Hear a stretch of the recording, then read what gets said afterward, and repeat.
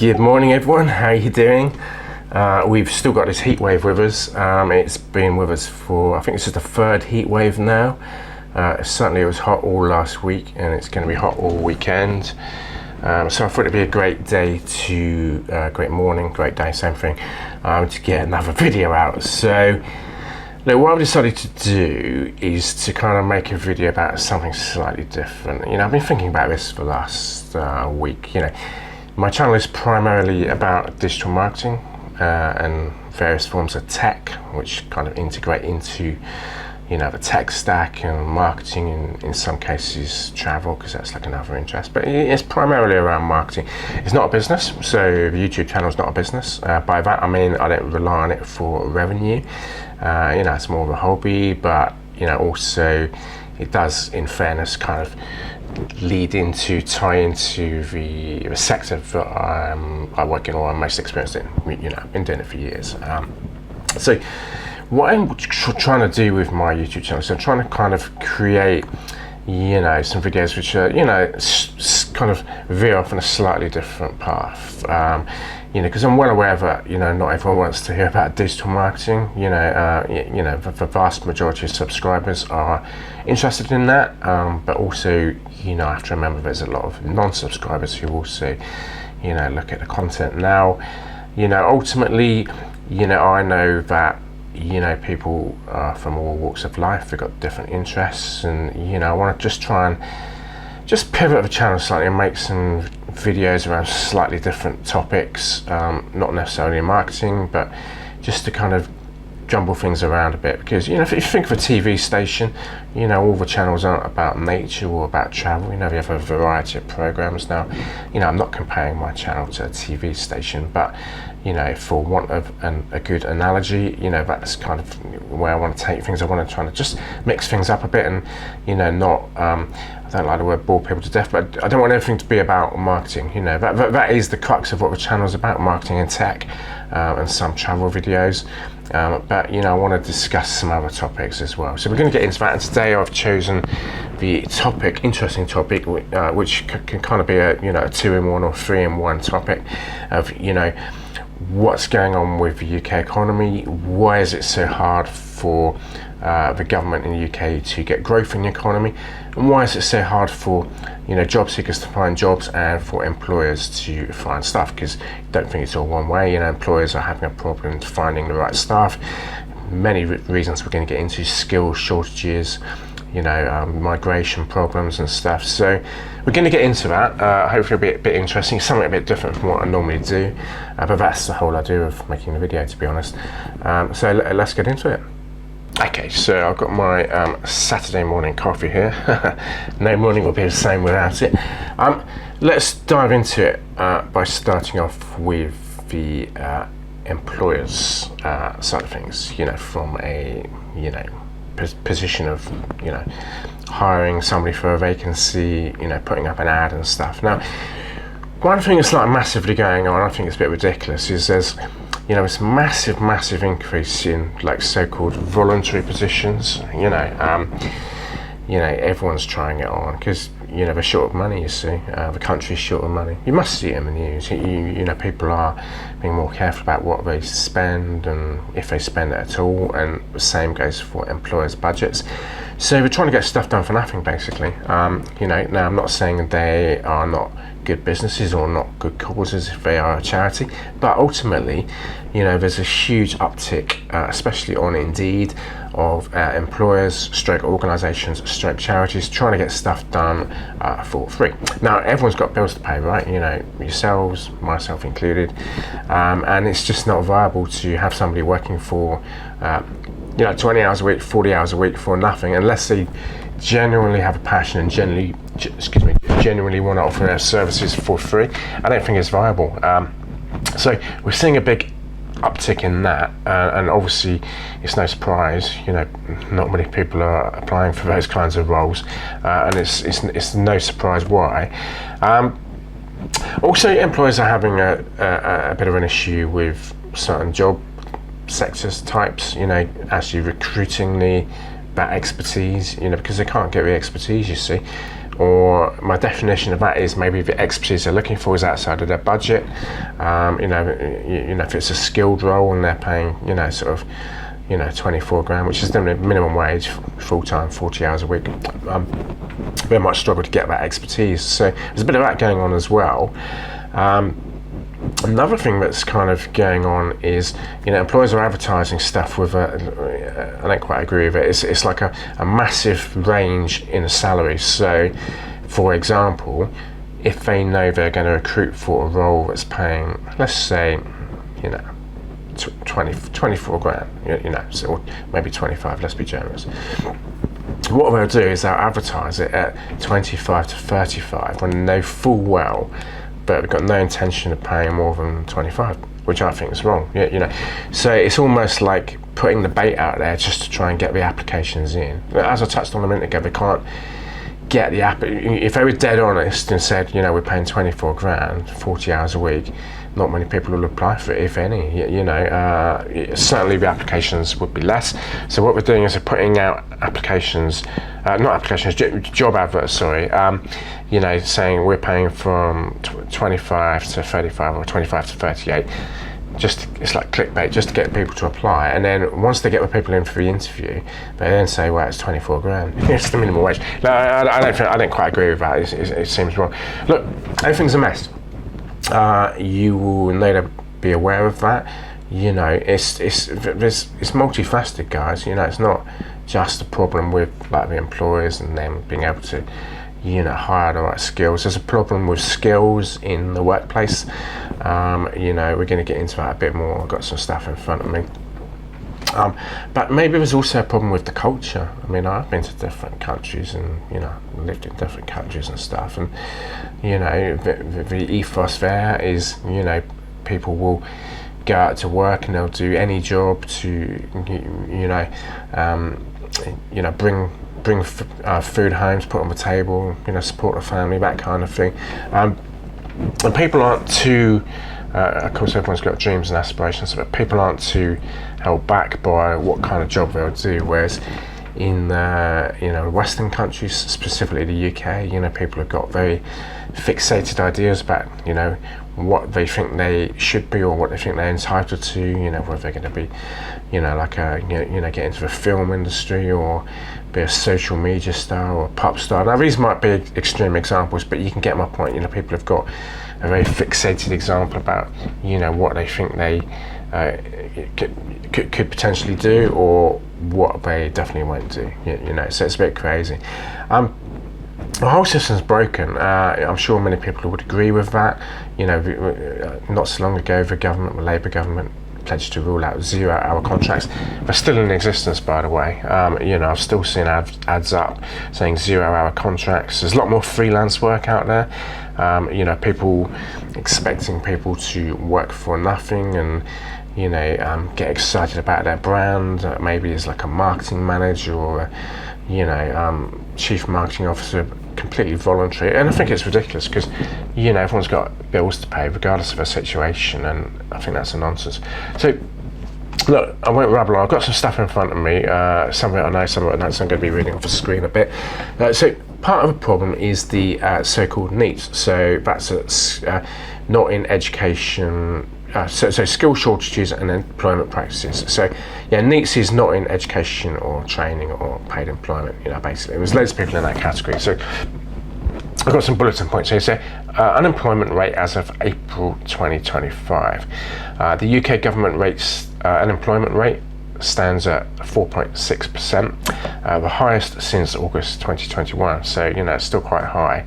This represents approximately 1.4 million people officially unemployed in the UK.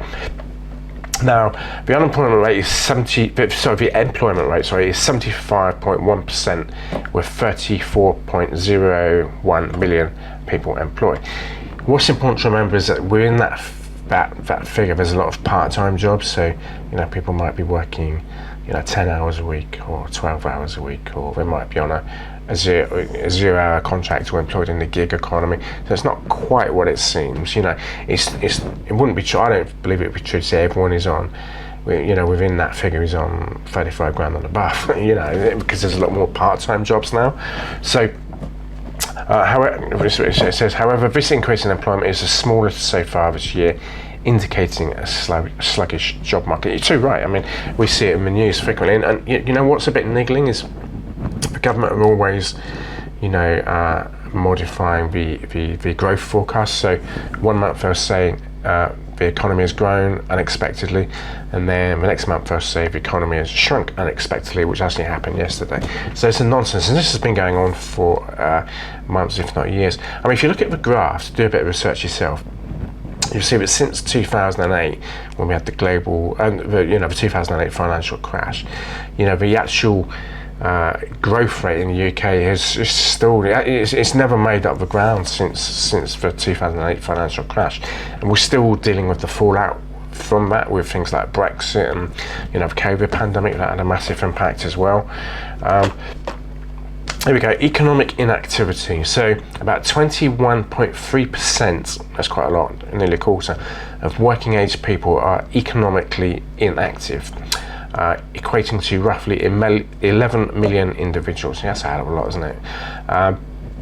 Reasons include ill health, caring responsibilities, and early retirement. Notably, ill health has become a more significant factor since the pandemic. There's a thing on the news not so long ago about the amount of people claiming PIPs and various sickness benefits and stuff, and the government actually tried to bring in some major changes, which have had to do a U-turn on because there was such a backlash. So now we're looking at potentially taxes going up in the autumn to pay for that U-turn on the benefits thing, which would have saved billions.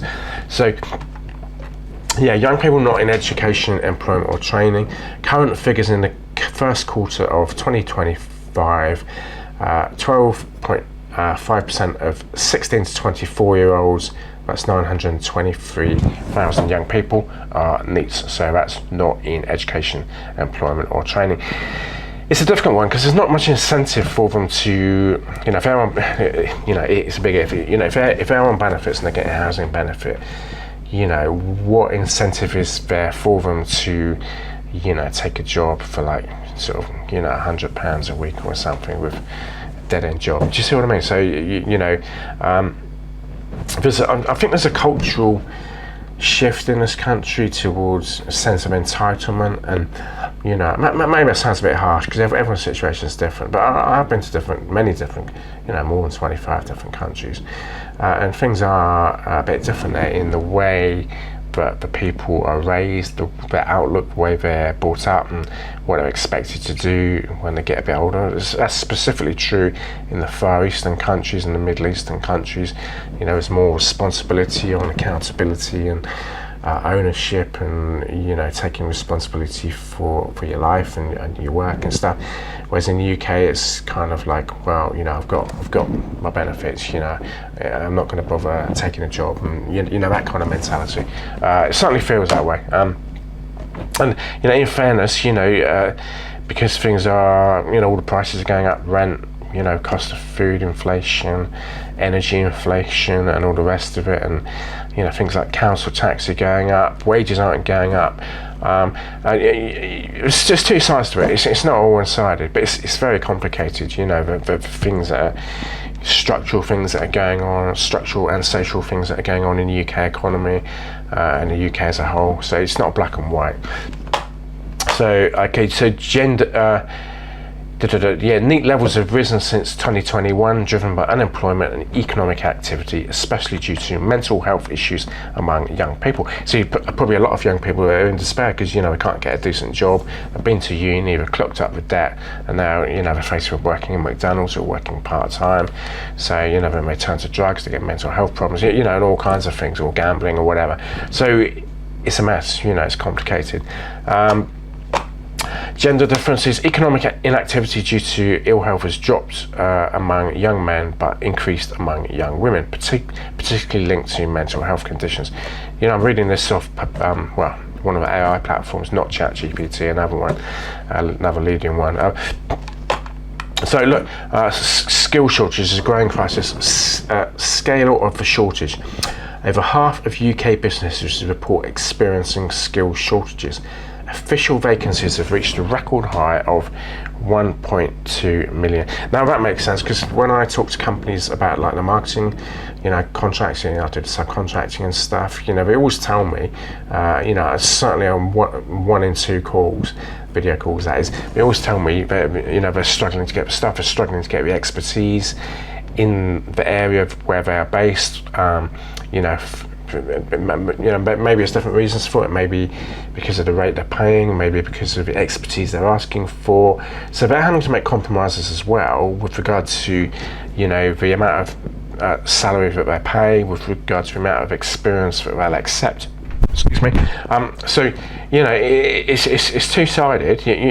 Maybe a lot of job candidates haven't got the skills, but also a lot of the employers can't get those skills on their budget and within their remit. So there's many causes: decline in migration and more people in further education. I do feel a lot of people are going into education now to delay and avoid getting a job, and which seems a bit of a crazy thing. Early retirement and health-related inactivity among older workers. That's especially true of like the baby boomers and stuff.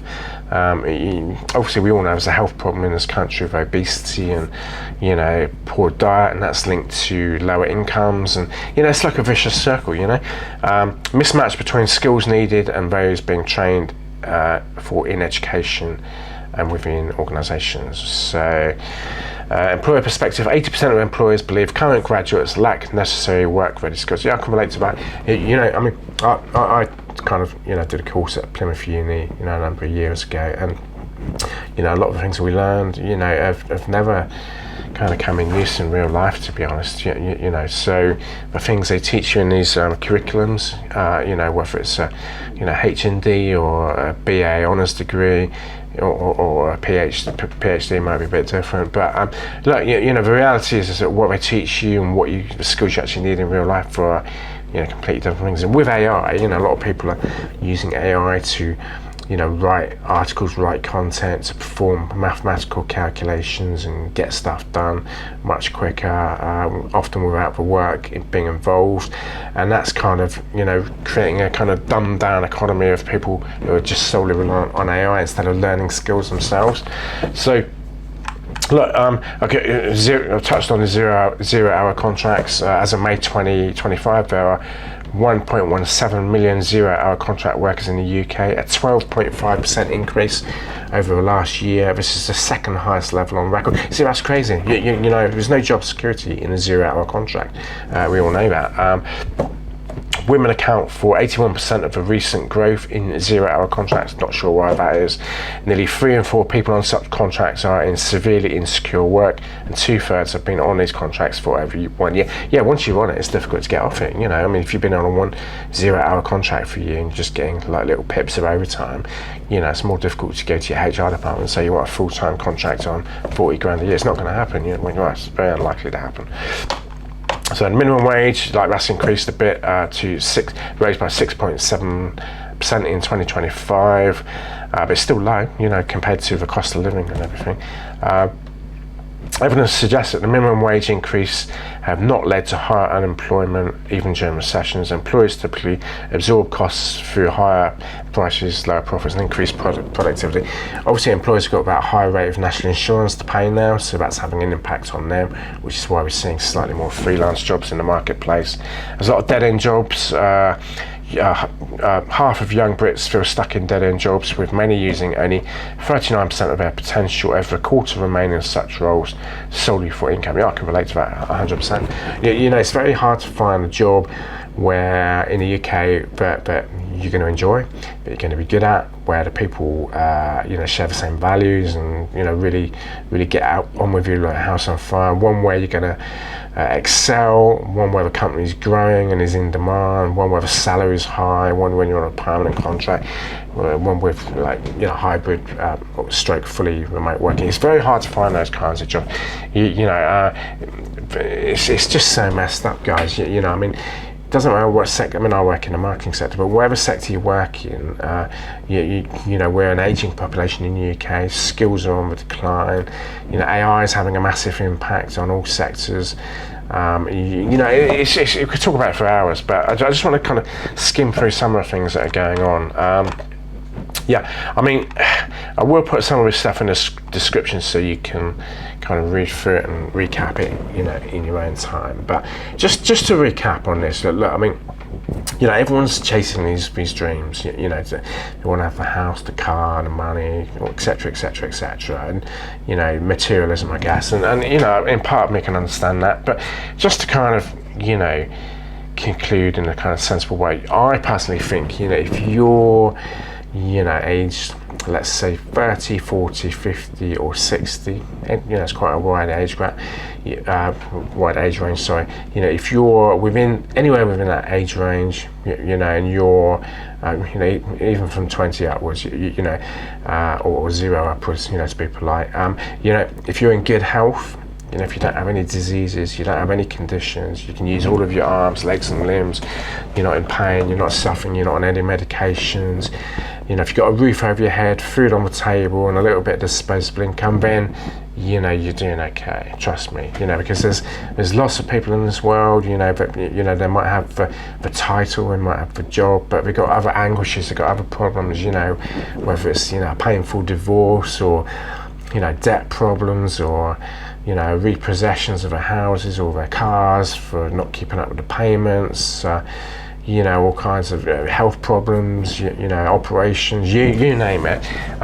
So just to keep things balanced and in perspective, if you're, you know, anywhere between, like I say, 0 to you know, 0 to you know, I don't really want to put like an age thing on it, but just because, you know, that's not fair, because I don't want to kind of make it sound like, you know, anyone outside of those age groups is not doing well. But just to, you know, recap what I just said, you know, if you're in good health, you can use, you know, your eyesight, your hearing, your taste, you can use your arms, your legs, you know, you can walk, you run, you jog, you haven't got, you know, heart problems and cancer problems, if you diabetes problems, liver problems, whatever it might be, you know, if you've got none of these conditions, none of these problems, and you're in good health and you're not on any medications and you've got no mental health problems, you're in a good spot, guys, you know, trust me. So yeah, I'm going to leave that one there. I will put this stuff in the description so you can have a read through it and look through some of the stuff I've covered or skimmed through, let's say, you know, in the description. And you can look at it in your own time. So enjoy the rest of the weekend. It's going to be scorching hot weather. Don't forget to use sun cream. Don't drink too much. And yeah, hopefully I'll you know, be making another video for you soon. So take care, and I'll see you soon. Bye.